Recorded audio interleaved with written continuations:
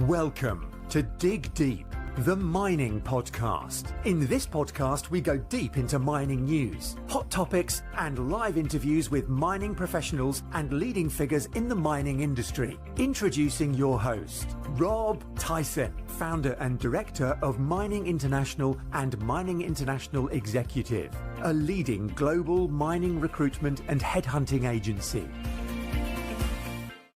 Hi, mining community. Welcome back to another episode of the Dig Deep, the mining podcast. And today's guest is Jeremy Gray, who's a seasoned CEO and visionary leader at the helm of multiple high-impact ventures, including Pilar Gold, Pure Tungsten, Tucano Gold, and Gold Road.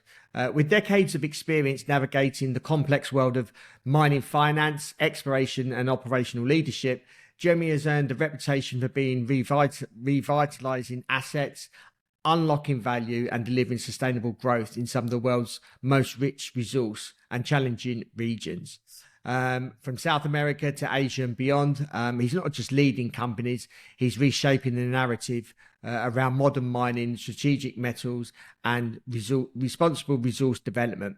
On the podcast today, Jeremy's going to talk about how he's built multi-company gold portfolio and made a strategic leap into tungsten, why he chose to keep all companies separate rather than under one umbrella, the geopolitical and regulatory risks involved in operating across many countries like Brazil and beyond, and how investor sentiment is evolving around gold and strategic minerals in today's volatile market. So, Jeremy, welcome to the podcast. How are you doing? Yeah, great, Rob. That's really too generous introduction. And no, really a pleasure to be on your channel, and I've been following it. It's growing, and really great work you guys are doing. Yeah, thank you. As we always start these podcasts off, just wonder if you can just tell us a little bit about yourself, about your career, how your career's sort of grown to sort of present day. And those that are watching on YouTube, your company got a little bit of a colourful background. And your company in Taiwan. So, yeah, just wondered if you just tell us a little bit about yourself. Oh, no, thanks, Rob. Well, we've been at this building gold companies and now a tungsten company for the last 7 years. It's been a pretty lonely journey, I must say. We basically specialise in buying big second-hand gold mines and now tungsten mine. And but I was always in the investment banks, Morgan Stanley, Credit Suisse, Standard Chartered. And I was then, I think the low ebb of my career was when I was in Hong Kong working for a tier 3 bank in 2014. The gold sector was in decline, mining was in decline. And then I teamed up with my partner, Tom, 11 years ago. We started in the royalty game in 15. We did what was actually the whole reason I'm probably here today is we signed up the most expensive egregious royalty ever known in the industry. We funded pretty much all of K92, if you've heard of that company in Papua New Guinea. Took out Stalker, good friend of mine, for a long lunch. Got him so drunk that I think he was still fairly tipsy when he signed the contract the next day. It's basically the most expensive royalty streaming equity deal ever known in the royalty business. That was ours, and for whatever reason, we swapped that for Brazil. It wasn't my wife's favourite choice. I actually didn't tell her at the time. And that's when we started our journey in the gold mining, owning our own gold mines back in 2019. But it hasn't been easy, but lots of challenges. But really, we've got an amazing network of nearly 1,000 investors who supported us. And we're really growing quickly now. Yeah, good to hear. So I just wondered if you can just tell us a little bit about how you actually managed to build, obviously, a portfolio of 4 gold companies, and what it looks like now. And obviously, you're becoming what will become obviously the largest tungsten producer in the Western world as well, which is obviously another company that you've brought on. So I just wondered if you can give us a snapshot of how you built obviously these companies. The first one, Pilar Gold, was a really tough journey. I remember waking up the first morning after we bought it, thinking, where am I going to find $2 million in the next 10 days? And I walked into Hyde Park and made my first phone call to Toby Duckworth. He gave me $25,000. And Yeah, we've basically done that ever since. We basically believed that there was a window to buy big gold mines at 1 or 2 cents in the dollar, and then hope and pray that one day the price would go up. That would make it easier to basically fund them. So the problem is when you buy a big mine. I'll give you an example. We bought Liva in Finland, which is the biggest gold mill in Europe. Paid $30 million for that back in October of 22.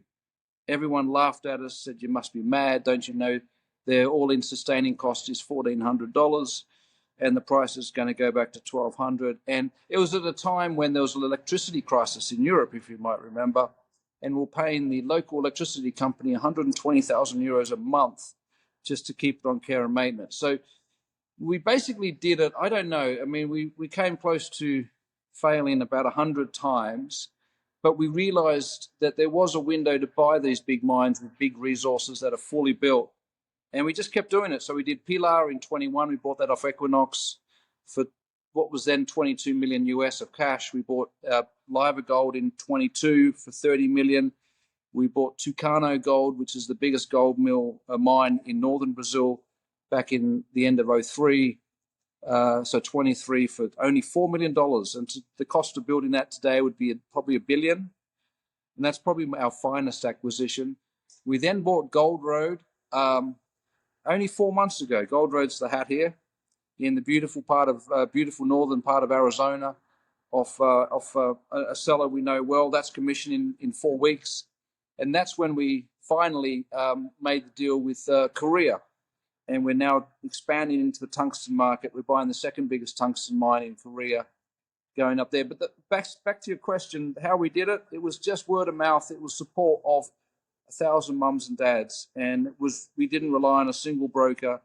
We took no debt. We took no royalties. We took a small royalty, I'd say. That's Silver Crown for Pilar. But we did it the hard way, which is just every day you're on the phone talking to mums and dads for $5,000 tickets.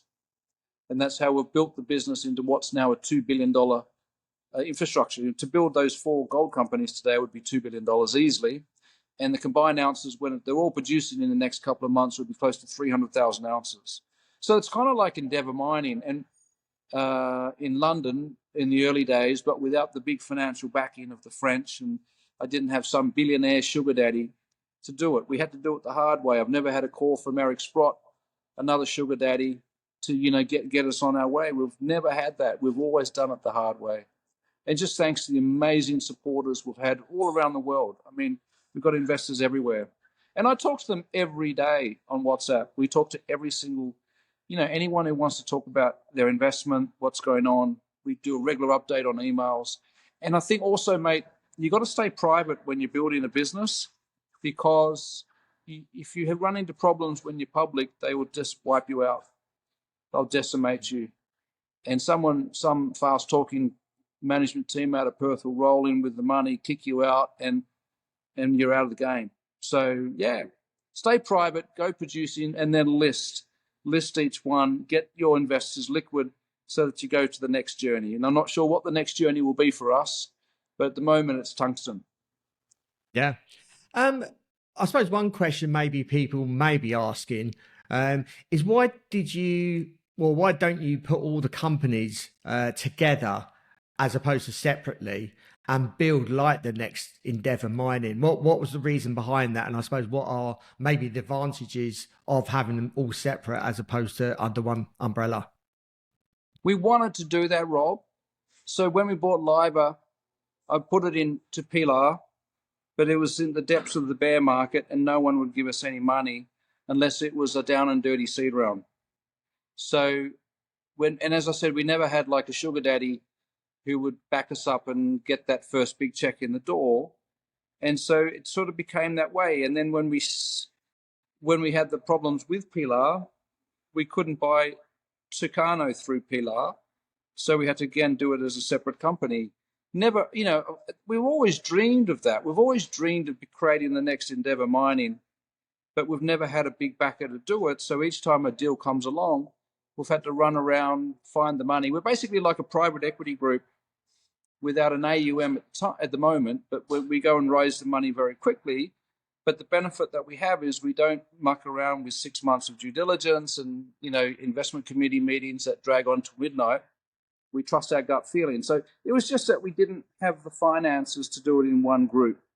Now, one day maybe some guy will come and give us 100 million and say, let's do it again in something else. But it's just worked out that way. And it's not like we wanted to create 4 separate salaries or something. We don't, you ask my wife, we hardly ever pay ourselves. And yeah, but that would be the obvious thing, right? Create the next Endeavour Mining. Like, look at Sarabi Gold, right? Sarabi Gold, single asset story, gone from 20 cents to 2 quid.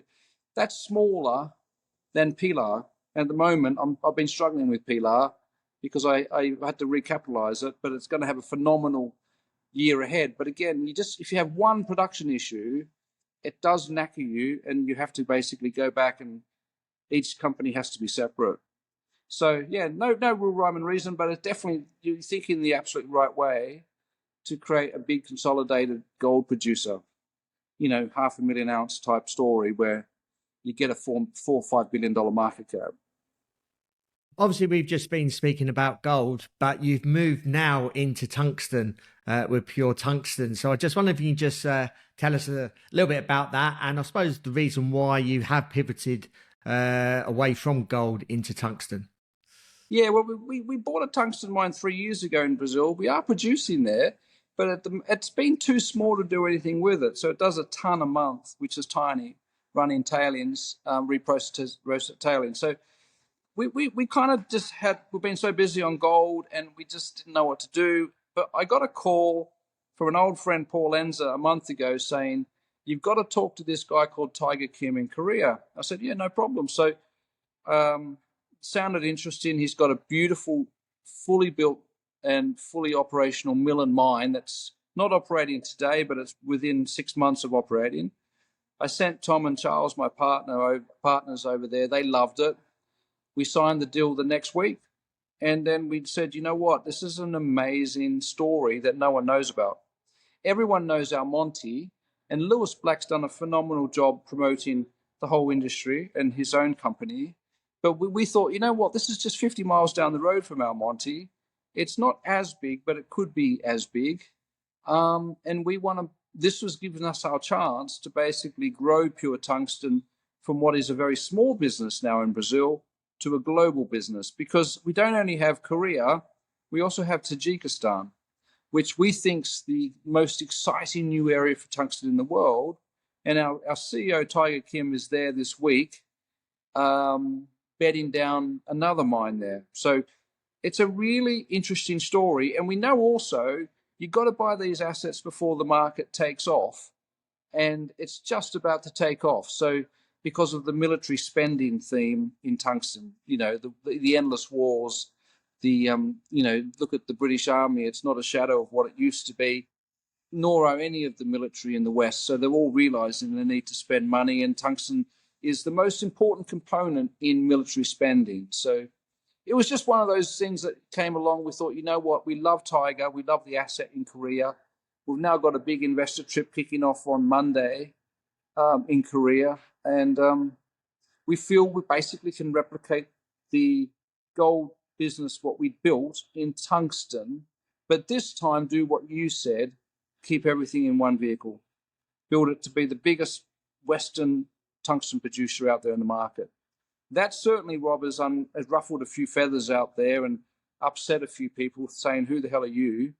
But we feel, look, we can, if we've done it in gold, which is a much, much bigger business than tungsten, why can't we do it in tungsten? So yeah. And are you looking in any particular regions or jurisdictions for other tungsten assets?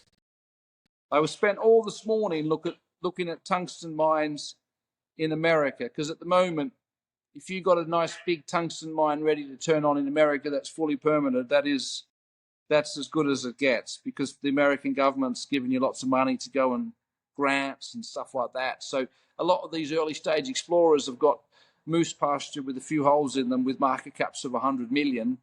And we've just cemented the second biggest new tungsten mine in the world.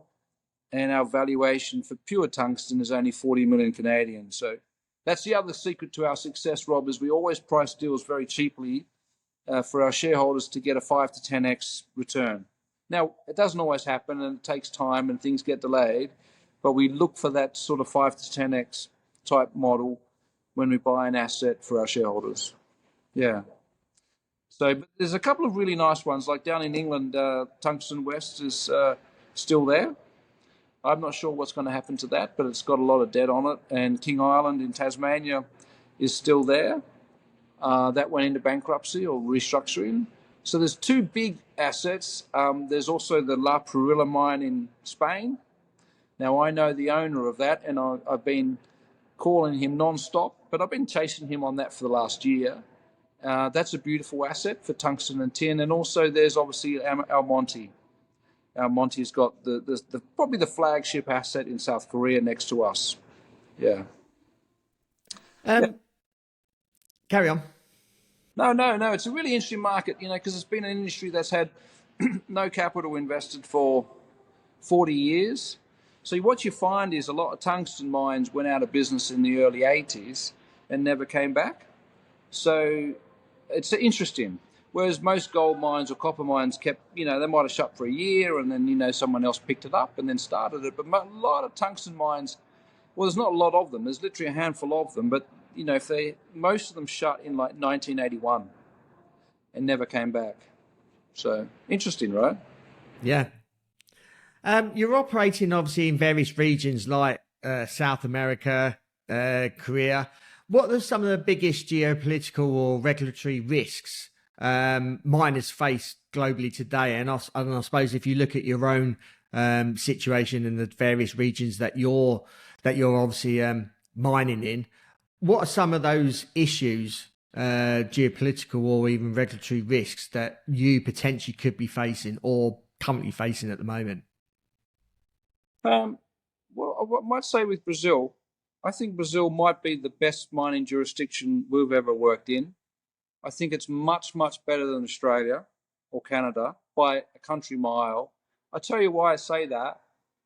It's because it's the land of the second chance. So in Australia, if you have a problem, you're out. Someone comes and screws you. The bank takes the keys. They bankrupt you. There's no second chance in Australia or Canada. In Brazil, you always have a second chance as long as you never give up. Now, Brazil, the challenge is tailings dam issue since Vale means that they have the highest standards for wet tailings in the world. So they are slightly neurotic, if I can say that without upsetting my Brazilian staff.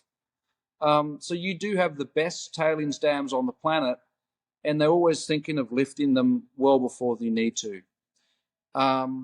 Finland's had its own issues for us. Obviously, in Finland, extremely regulated country, but also one of the top mining jurisdictions in the world. And in Finland, if you say something and you don't do it, then they'll never forgive you. So you have to really stick to your word up there. And we've just handed over control of Liva, which is the biggest gold mill in Europe, over to John Williamson and the Metals Group, and they're going to make that just the most amazing success. So we got to a point, Rob, where we just had too much on our plate and had to give away one or two of our daughters to rich fellas, because we just couldn't manage it ourselves. So we increasingly have the view that build our assets privately and then hand them to professional superstar public market type people. Because I'm not really like that. I say what I think, which is very dangerous in the public market. So Finland has its own challenges, but it's a top regulation.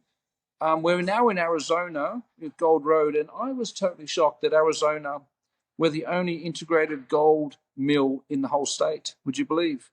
Like there's a few heap leach gold operations, but we're the only one. And I said to Big Jim, I said, why is that? He said, well, you can't get a license. You can't get a permit. And even though Donald Trump's come in and promised the world that things are going to be easier, it's nonsense. We're still the only permanent gold mill in Arizona. And I think that's going to be the case for some time to come. I mean, to get a permit in Arizona for a gold mill would probably take you 20 years, for example. So that's the permitting issue is one of the issues for America. And we're going to find out how things are in Korea, but we're fully permitted. and we're ready to turn on. And I think the Koreans really are desperate for tungsten to be a big part of their economy again. Tungsten used to be the biggest export for Korea back in the 50s, would you believe? Didn't know that. Yeah. I Yeah. don't think most Koreans know that either. No. So, If we look at sort of innovations and technologies, what I suppose most excites yourself, whether it's technologies or innovations that happen in mining, whether it's innovations that you're currently involved with, what would you say really excites you about new technologies in our industry at the moment? what excites me the most, Rob, is AI can't touch my job, nor none of my staff. Where it's going to wipe out half the city and half the lawyers and half the, you name it. But you cannot do AI in gold mining. It won't work. Or you cannot discover a mine using artificial intelligence, a deposit. They all say you think you can, but it won't work. You still got to drill it. So I think we're one of those industries that's untouchable with AI. And that sort of gives me a lot of comfort to know that the very basics, we're in an industry that's sort of, thousands of years old, that I don't think the industry will be affected. And there's been no technological advancement in gold recoveries, really, I don't know, in the last 100 years. And in tungsten, it's still a very, what's the word? It's a black art. Tungsten is a black art on how you get your best recoveries. And it's more about some guy who's 75 or 80 years old, who's a metallurgist and worked in 10 tungsten mines or mills in the years, that is your most valuable person on site, because he knows how to tweak it. Whereas AI can't touch that, technology can't touch it. So it's been an industry that hasn't really been touched by technology. I just don't see it changing anytime soon. So, whereas, if you're, I think about this with my kids, and I don't know if your kids are coming out of school or university, but what do you do now these days? Because if you're going to be a lawyer, there's a chance that all the contracts now get done by AI, right? Or all that sort of stuff. So, yeah, I suppose if you look at kids, I mean, mine are still at school. I think if you do something with your hands, I suppose AI can not necessarily do that, although robots may come but then you wouldn't have, if you do something with your hands and be an actual person and have those emotions, AI can't obviously overtake that. Yeah. So And maybe something that's... Yeah, absolutely. And there's still that human trust element, right? Yeah. That people need to trust you before they give you money. They need to feel that they can trust you. My staff need to trust me that I'll pay them, or that they'll keep in a job. Like these are, it's very basic human emotions. I need to have a call with my lawyer in Brazil in a couple of hours to keep him happy, keep him, stop worrying about this and worrying about that. So AI can't do that. How do you see investor attitudes changing towards gold and critical minerals like obviously tungsten in today's macro environment? And obviously you're speaking to many investors, and as you said, you've got a lot of retail investors, mum and pop type investors. But how would you say attitudes have changed maybe over the last few years, and will they change over the next few years from your point of view? Rob, everything's driven by the price. So when the gold price sells off $100 in an afternoon, I know my phone won't ring, and I don't ring anyone. And I know when the market does do a breakout through 3,500 sometime in the next month, the phone will ring off the hook. It's all down to price and the feeling that you're going to miss out. And that was the hardest bit of our journey the first 5 or 6 years, is the market was stuck between 1,700 and 2,000 for that 6 years. And there's nothing worse. Okay, it can be worse, right? It can just collapse to 300. But when a market's in a sideways move, things do really go slow, basically. So in tungsten, the sentiment's changed because of this whole issue with the US military spending and the NATO spending. And I think there's a realization that the West is massively under-equipped for any confrontation going forward, right? It's kind of embarrassingly, I shouldn't say that, right? But I think when the Americans finished the Second World War, they had 240 naval carriers. Now they've got 6. We saw what happened in the Middle East. If that 12-day war had another 0 to it, Israel would now look like Gaza. So they need to basically reinvest, and the only way to do that is tungsten. So it's a very interesting theme, and the only thing that hasn't happened yet is the market hasn't gone parabolic for tungsten. It went parabolic for antimony. So if you've got antimony, you are the rock star. So it's all down to price, mate. Everything's down to price. So, like iron ore, boring, coal, boring, nickel. Even copper to me is boring, but I know a lot of people like it and they think it's going to $7 a pound and all that. But it's all down to price. And I think gold is going to 5,000 by Christmas. And I think tungsten will double in the next 12 months.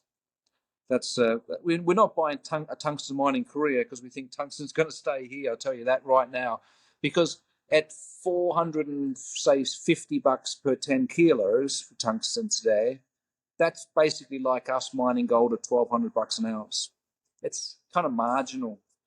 We're not here for that. We're here for the big move, and you got to get set. You got to buy everything that you can get your hands on now, before you see those parabolic moves, because that's when all the Perth and the Vancouver mafia come in and start making it impossible to do deals. So that's the other rule. We try and keep well clear of Vancouver, well clear of Perth. We're in the shadows. In reality, Rob, we probably are the fastest growing gold group in the industry that no one's ever heard of. But I don't mind that, right? And that's fine. And so it's all down to price. Yeah, I was going to say sometimes it is good to be under the radar, where people, and obviously people will be listening to this, so you've got a little bit of exposure. However, sitting just under the radar and just getting on with what you're looking to achieve, as good, and making money for your shareholders. And like you said, within a private company where you're not necessarily scrutinized like a public company. It is sometimes just to get on and do what you're looking to achieve. So no, that's good what you're doing. We're in the game of only buying existing. We only buy existing capacity. We don't build, and that's a different game altogether. Like that's the game for the big guys with the big balance sheets. But I also must say, I think our life's made a lot harder by all the money that gets funneled into exploration. And most of it is literally just burnt with $100 bills with a lighter. So I find that actually very frustrating, that there's a lot of shitty exploration plays that just keep coming back for money. And they're taking widows and orphans' money and burning it. And I'm really against exploration. I'm really vehemently against exploration. I think it's such a massive time waste and destruction of shareholder value. And occasionally you will find the next super pit once every 50 years. But apart from that, most of these things never get built, they never get permitted, and they're just lifestyle companies. And I know that's a lot of people don't like to hear that, right? But I think exploration is, I don't explore anything. I have no drilling campaign going at the moment. And yet I have the highest grading gold mine in the world in our portfolio called Duckhead at Tucano. And we will probably give $1 million for drilling on that. Our best hole at Tucano was 31 meters at 490 grams a ton. Now, we didn't do that hole, but there's like a lot more holes like that. But, we don't mind drilling stuff that will go in our mill a year later. But I'm not in the let's go and drill that for stuff that will go in the mill in 10 years' time. Or that's early stage. So, yeah, sorry to rant about that. No, and that's fine. It's and I suppose exploration is needed for further discoveries. However, the success is minimal, and there probably is a lot of companies out there. And again, I suppose if you're an investor, it's just really understanding the high risk that you're investing in, and whether actually investors that don't necessarily know too much about mining, it's just making them aware that it is a high risk play that you're investing in, as opposed to a producer that you're guaranteed cash flow, and it's a more steady play that you're investing in. Yeah. I'll give you another example, Rob. When we bought Gold Road, there are some most crazy juicy targets to drill, yeah? But I said to Alex, our mine manager, I said, I want to chase vein. I want to do what the old timers do, which is politically incorrect to say that, right? In this modern world where you have to go and drill out and blow $5 million on a drill campaign. I want to chase vein, and I find that far more valuable because when you're underground and you're chasing vein, you read every moment of that ore body, as opposed to a drill hole that's coming from 300 meters above, and you may miss that intersection by half a meter, and then you're completely confused. So for Gold Road, I said to Alex, chase vein. I'm not giving you any money to drill. We can still do 2,000 ounces a month very comfortably that way. We're running tailings that are 100 years old, grading up to 1 gram. And I'd rather give shareholders a massive dividend than go and blow a 5 million drill program, which is what everyone does, right? No, we're just spending $5 million this season in this summer. Like, criminal. You might as well go to Vegas. Incidentally, Gold Road is 90 minutes from Vegas, so you might as well go to Vegas. All that money that they waste every summer in Canada on some stupid drill program, it's criminal. I'm sorry to rant about this, mate. I don't know why I'm talking. I don't even know why I've got onto this subject, but I just find it's made our life very difficult the last 5 years. And I think, they should ban it. The TSX and the ASX should ban exploration for the next 10 years. I think they've got enough of everything. Why are you wanting more? So, yeah. I'm sure you're going to get a lot of comments go, who the hell is this fella? No, I don't mind I don't mind the comments. I don't mind controversy. You're backing up with what you believe in, and also what you've got a proven track record in. Obviously, buying assets that are distressed and in production. So that's your narrative, and that's what you believe in, and that's why you're successful in. Yeah, sorry, mate. Yeah. No, we just like to buy stuff where it comes with 4 million ounces drilled out by somebody else. I mean, you go to the core shed at Tucano, you wouldn't fit it in the MCG. It's so bloody big. It's had 1 million meters of drilling by someone else. And I love the fact that someone else, and literally probably 50 geos and 200 drill hands and countless billions or millions spent on that, was done by someone else. It's funny, right? When there was a whole FVM 351, so I told you about that, 31 meters at 490 at Tucano, and I asked Luis, who's been at Mina Tucano. Mina Tucano is in the northern state of Amapá. If you've ever been to Amapá, it's a beautiful state, right at the top. And I said to Luis, get that FVM 351 hole out, because it had a meter at was it a meter at like 14 kilograms of gold or something like crazy like that, right? And he pulled it out, and there was not a single ounce of gold visible, that is the ultimate in exploration, is when there's no visible gold. It's so finely disseminated, it means that you get much higher recovery in your mill. When you have these very flashy call things that go on the fronts of annual reports, that's when you run for the hills, because that is nuggety gold, and that is always going to turn out to be a disappointment. That's my geology lesson. But I just, that's all I know is buy stuff where the exploration is already done for you. Don't try and do it yourself. That's when you start losing your shareholders' money. Yeah. What advice would you give someone looking to invest in sort of early stage mining projects or even junior explorers? Oh, it's a tricky one, because I don't really like them. So, if it's a super high grade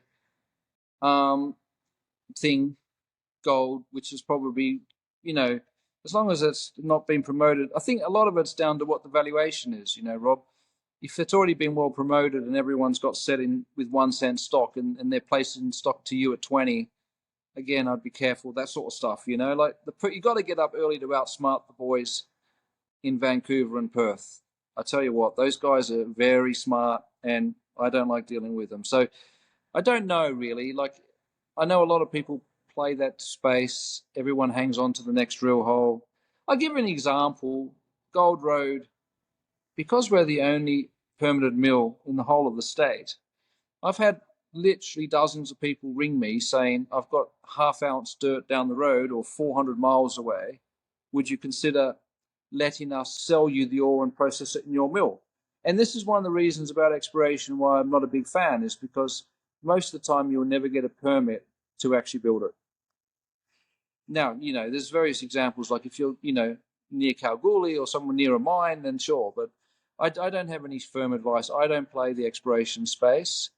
And, I'm all about production and finding the next producing asset that we can buy at 2 cents in the dollar. Yeah. You've obviously led several mining turnarounds. Is there a common theme between the successes that you've had with obviously the assets that you've bought and turned around? Again, looking at assets, is there any top themes that you're looking for in an asset that you then go on and purchase? Yeah, the most important, obviously, you want to have a mill that won't cost you more than $3 or $4 million to fix, and you want to have a mine that's got at least 3 years ahead of it. And we've been blessed. Pilar's got 4 million ounces. Tucano, I reckon's got 10 million ounces. Liver, I think's got 5 million ounces, and this little baby's got probably 2 million ounces. So yeah, it's all about the mill for me. Make sure the mill's ready to go. If it's got stockpile, that's another lesson I learned the hard way. If you've got stockpile ready to process, then turn the mill on as soon as you can, and almost forget mining. Like Gold Road, we're kind of doing that. We've got 2 million tons. Would you believe we've got 2 million tons of tailings from an old mill called Tom Reed that shut in 1930. It's on Route 66. And for the last, 90 years, tourists have driven on Route 66 past what's effectively 50,000 ounces, grading at 1 gram, which is quite unusually high, and it's never been processed. So if you've got stockpile, that's like almost nirvana, because it gives you time to get your cash flow going before you have to think about spending the big money on the mining.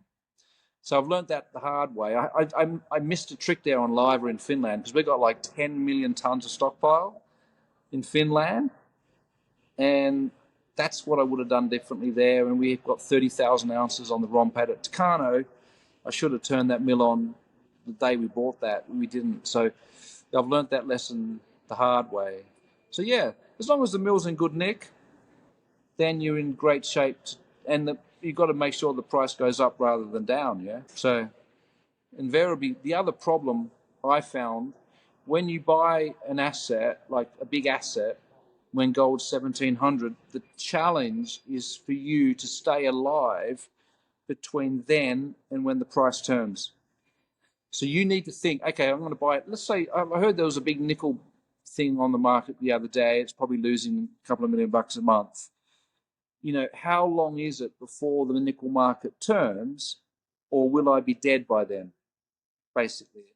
And we've had a number of near-death experiences where, it just took a lot longer for the gold market to turn, right? We all thought gold would go to 3,300, but we never thought in a million years it would take this long. So the challenge is when you buy these big care and maintenance stories, like I was paying $500,000 at Tucano last year, just care and maintenance. And I was struggling. I nearly went bankrupt. But, then, I've now partnered up with the biggest private equity group in Brazil, and we're going to turn that into a $2 billion company. But, so it's all about how long you can hold out and hold your breath underwater while you wait for the market to turn, and then go off and raise the money. Hard thing to do. Very hard thing to do, to raise money when nobody cares about gold, which was basically the case up until February of last year. People only just started to look last year at February. That was a long time to wait, 5 years. Yeah. So, yeah.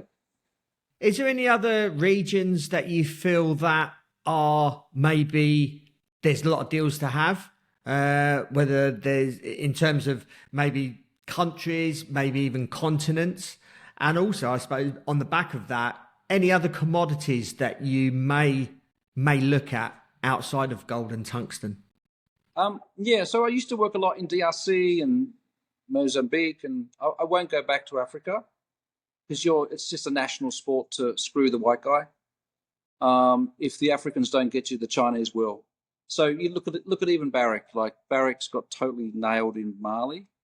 So if it can happen to them, it can happen to anyone. And I always thought, why is Endeavour not calling me and wanting to build out a Brazilian business? Like, because eventually mines in Africa, they're not yours, yeah? You're only renting them. You got to give them back.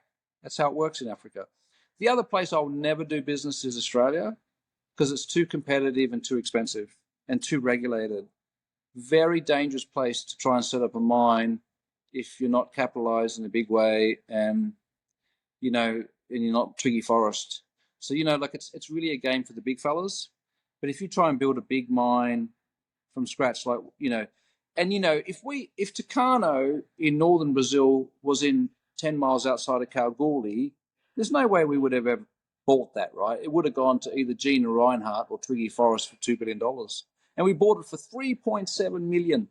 And that was because, thankfully, that premier in Western Australia locked everyone up for 3 years and weren't allowed to leave the country. So if there was a period there where Brazil was Australian free, it was a wonderful period in Brazilian history. Wonderful. The buggers are all back now. But, so I would never do business in Australia, Africa. Obviously, China's a no-go. Brazil's the greatest country in the world, followed by Finland. Arizona's the greatest state in America. And South Korea is the greatest part of Asia. So, yeah, I don't know. But, there's a lot of no-go areas. And, you got to be very, very ballsy to go into Africa now, yeah? Ballsy. Very risky. Yeah. And is there any other commodities that you'll look at outside of gold or tungsten? Yeah, definitely. Anything that, if a big opportunity came along where you could buy an oil platform and an oil, I think it's going to $40, by the way. It's something like that. I would love to do that one day. But for now, it's all about gold and tungsten. We've got to get everything right first. We've got to get all our gold mines producing. We've got to make our shareholders a lot of money first, because there's only so many times you can ring up and say to Charlie Morgan in England, hey, Charlie, can I hit you up for another 200? You got to give them liquidity, you got to make them money, and you got to get some runs on the board. But I feel that finally, after 6 years, we're going to have really, touch wood, a great run of it. Liver's in great hands with the Metals Group. Tucano's going to be producing at the end of the year. It's going to be 150,000 ounces. Gold Road's commissioning in 4 weeks, which is really amazing, right? Pilar, we're restarting right now. And I think Tiger Kim's going to become the superstar of the tungsten market. A really amazing Korean, 62 years old, works 7 days a week, 20 hours a day. And he's going to transform that industry, and we're going to back him. We're going to back him big time. So, yeah. Yeah. And lastly, what's the outlet for yourself, Jeremy Gray, over sort of the next 12 to 18 months? And is there anything else that you like to discuss or give your views on? Well, Rob, I really appreciate the opportunity to let me rant for an hour, and I hope probably everyone's tuned out by now. But no, I think I just love what I do. I work 7 days a week. The minute I get up and the moment I'm going to bed, I think the business. I think who am I going to call?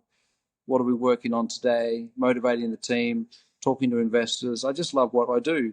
So I touch wood, stay in good health, and keep going and get all these stocks listed and look for the next opportunity. And we have 1,000 investors now nearly, and hopefully in a year's time we'll have 2,000 at least on the private side, and just keep doing what we're doing and enjoying it. But I do really appreciate it, and hopefully we'll get, I think when we're public, we can then start to hire some more names outside of the countries we work in, and work with you as well. Yeah, great. Jeremy, really appreciate your time. Thank you for coming on the podcast. Or I'm sure our audience will want to reach out to you and obviously follow your story, follow the companies that you're involved in. How can they go about doing that, and what social media platform channels are you on? I'm on LinkedIn. If you want to go there, or just email me, jeremy.gray, Gray, at tucanogold.com. I've got lots of emails, but everything diverts to Tucano. So jeremy.gray at tucanogold.com, and I'll happily give you a call and tell you what we're up to.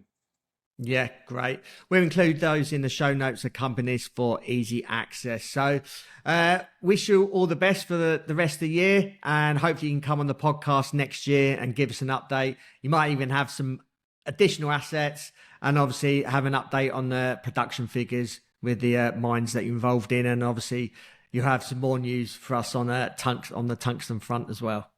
Thank you, Rob. I really appreciate the opportunity, mate. It was really kind of you to ask me. And, Yeah, thank you. no worries. Yeah, All great. right. We'll speak soon. Yeah, absolutely. Take care. Thank you for listening. Hope you enjoyed that episode. As always, appreciate your continued support. Great episode here, talking about gold and tungsten, talking about obviously the various jurisdictions that Jeremy's involved in across the world. So appreciate your continued support. Thank you for listening. And until next time, happy mining. Thank you for listening. Remember to reach out to Rob via the show notes and be sure to subscribe and leave a review. Until next time, happy mining, helping each other to improve the mining industry.